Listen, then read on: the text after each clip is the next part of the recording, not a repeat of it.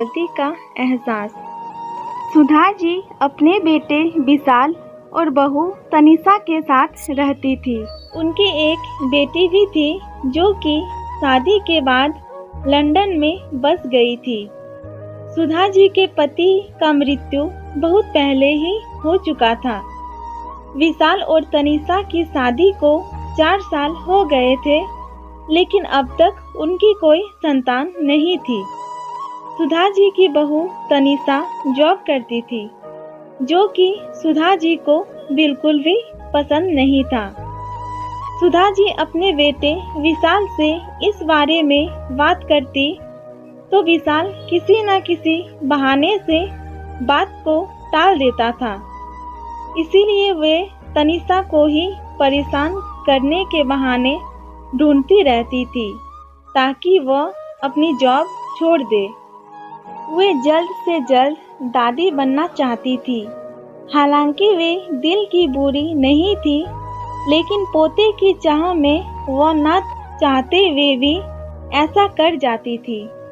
अपनी सहेलियों को दादी बनते देखकर उनका मन दुखी हो जाता था। आज तनिषा के ऑफिस का काम कुछ ज़्यादा ही था, तो उसने देर रात तक काम की थी। इसीलिए सुबह को उसकी आँख नहीं खुली और वो देर तक सोती रही। अब सुधा जी को अच्छा खासा मौका मिल गया तनिषा को सुनाने की। वह तनिषा के कमरे में जाकर बोलने लगी, ये क्या बहू, अभी तक सो रही हो? पता है सुबह के 10 बज गए हैं। विशाल भी बेचारा कब से उठकर ऑफिस के काम पर लग गया है और तुम हो कि अभी तक सो रही हो। चलो अब उठकर सबके लिए चाय नाश्ता बनाओ। मुझसे कुछ हो नहीं पाता है, वरना मैं तो तुम्हारे भरोसे कभी नहीं रहती, खुद ही सब कर लेती। तब तनिषा बोली, सॉरी माँ जी, वो देर रात तक काम करती रही, इस वजह से सुबह सुबह ही सो पाई थी, इसीलिए समय का पता ही नहीं चला। आप चलिए, मैं अभी जल्दी से नहा कर आती हूँ। तब सुधा जी बोली, हाँ हाँ ठीक है, मेरा कुछ नहीं, पर विशाल को देख लो, उसे कुछ चाहिए तो नहीं? कब से उठा है बेचारा। हे भगवान, मेरी कमर की दर्द जल्दी से ठीक कर दो, ताकि मैं ही अपने बेटे का ध्यान रख सकूं। सुधा जी ने नाटकीय अंदाज में कहते हुए वहां से चली जाती है। फिर तनिषा नहा कर आती है और सबके लिए चाय नाश्ता तैयार करती है। विशाल को चाय और नाश्ता देने के बाद अपनी सास को बुलाने के लिए जाती है, तो वो देखती है कि उसकी सास अपने कमरे में अपनी सहेली से फोन पर बात कर रही थी। उसकी सास अपनी सहेली को बोल रही थी, अरे कांता, तुम भी अपनी बहू को ज़्यादा सर पर मत बैठाओ। बहू को ज़्यादा उड़ने दोगी तो कल को अपनी नौकरी के चक्कर में वह तुम्हें ही घर की नौकरानी बनाकर छोड़ेगी। मैं तो भाई शुरू से ही अपने बहू के नौकरी करने के खिलाफ थी। अब करे नौकरी शौक से, लेकिन साथ साथ घर के काम भी करे। मैं तो कमर दर्द का बहाना बनाकर बैठ जाती हूँ, नहीं तो सारे काम का बोझ मेरे सिर पर आ गिरता। मैं कोई नौकरानी थोड़ी हूँ कि घर के सारे काम करूँगी। मैं तो कहती हूँ कि तुम भी यही क्या करो।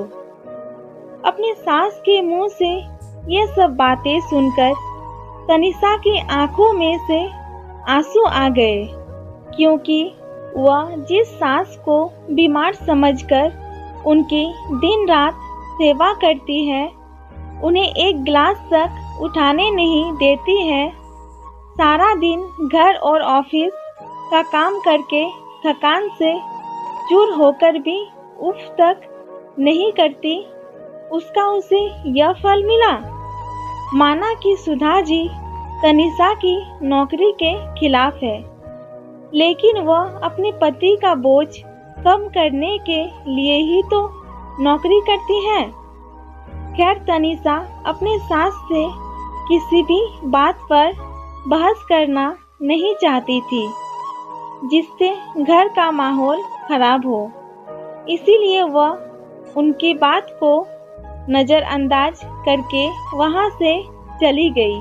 लेकिन अब उसकी नज़रों में अपनी सास की इज्जत जरूर कम हो गई थी। फिर अगले दिन सुबह को सुधा जी की बेटी दिव्या का लंदन से फोन आया। दिव्या की सास उसके पास लंदन आई हुई थी। आदत के अनुसार सुधा जी ने जैसे ही दिव्या की सास की बुराई करनी चाहिए, वैसे ही दिव्या अपनी माँ को चुप करा दी। वह बोली, माँ, आप बिल्कुल भी मेरी सास के बारे में अनाप शनाप नहीं बोलेंगे। पता है, आपके चक्कर में आकर मैंने उनके साथ कितना बुरा व्यवहार किया था, लेकिन आज मुझे उनकी कीमत पता चल गई है। आप तो उनके यहाँ पर आने के कितने खिलाफ थी, लेकिन आज अगर वे यहाँ नहीं होती तो ना जाने हमारा क्या हाल होता। आपको तो पता ही है कि मेरा नौकरी करना कितना ज़रूरी है, क्योंकि अगर मैं नौकरी नहीं करूँगी तो इतने बड़े शहरों में इतना खर्चा कैसे मैनेज होगा। मैं और आपके दामाद फुल टाइम बिजी रहते हैं। ऐसे में मेरी सासू माँ अकेले ही घर का सारा काम करती है और बच्चों को भी संभालती है, मुझे कुछ भी नहीं करने देती है। सच में माँ, वो कोई साधारण स्त्री नहीं है, बल्कि मेरे लिए तो देवी के समान है। मेरे इतना अपमान करने के बावजूद भी वह सब कुछ भुलाकर हमारे साथ है। ये सब बातें सुनकर सुधा जी की आंखें भर आई और उसने फोन कट कर दिया। अब सुधा जी को अपनी गलती का एहसास हो गया था। वह सोचने लगी कि तनिषा तो मेरा कितना ख्याल रखती है और घर का सारे काम अकेले ही करती है। मेरी कड़वी से कड़वी बात का भी बुरा नहीं मानती है, उल्टे जवाब भी नहीं देती है कभी।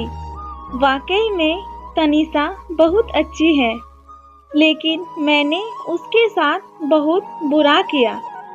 यह सब सोचते हुए सुधा जी उसी समय तनिषा के पास जाती है और उसके सिर पर प्यार से हाथ फेरते हुए कहती है, तनिषा, आज से घर के कामों की जिम्मेदारी मेरी रहेगी।